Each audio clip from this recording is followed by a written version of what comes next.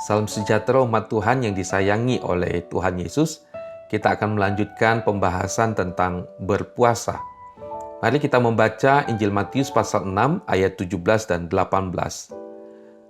Tetapi apabila engkau berpuasa, minyakilah kepalamu dan cucilah mukamu, supaya jangan dilihat oleh orang bahwa engkau sedang berpuasa, melainkan hanya oleh Bapamu yang ada di tempat tersembunyi.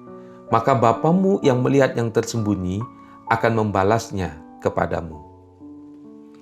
Dari 3 aktivitas agama yang disebutkan dalam Injil Matius pasal 6 ayat 1 sampai dengan 18, puasa mungkin merupakan kegiatan rohani yang paling jarang dilakukan oleh orang Kristen, dan ini berbeda dengan yang lainnya, yaitu tentang berdoa ataupun juga tentang memberikan persembahan atau memberikan sedekah.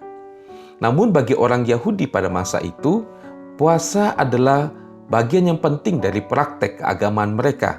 Alkitab mencatat bahwa banyak tokoh atau peristiwa yang mencatat tentang berpuasa.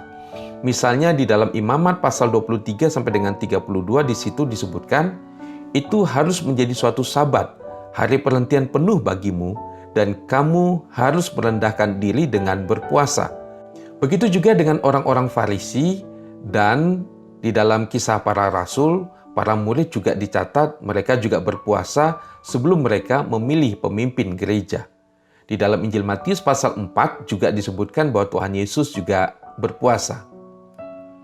Alkitab tidak memberikan penjelasan yang detail tentang bagaimana cara berpuasa.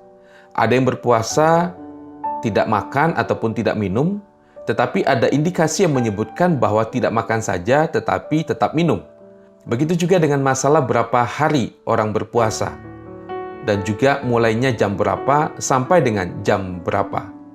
Hal ini berarti penekanan utama pada puasa bukan kepada metode berpuasanya, tetapi kepada sikap hati seseorang melakukannya.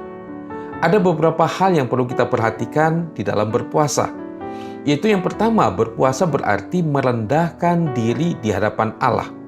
Yang kedua, berpuasa berarti membangun relasi dengan Allah lebih dalam lagi untuk lebih mengasihi Allah lagi.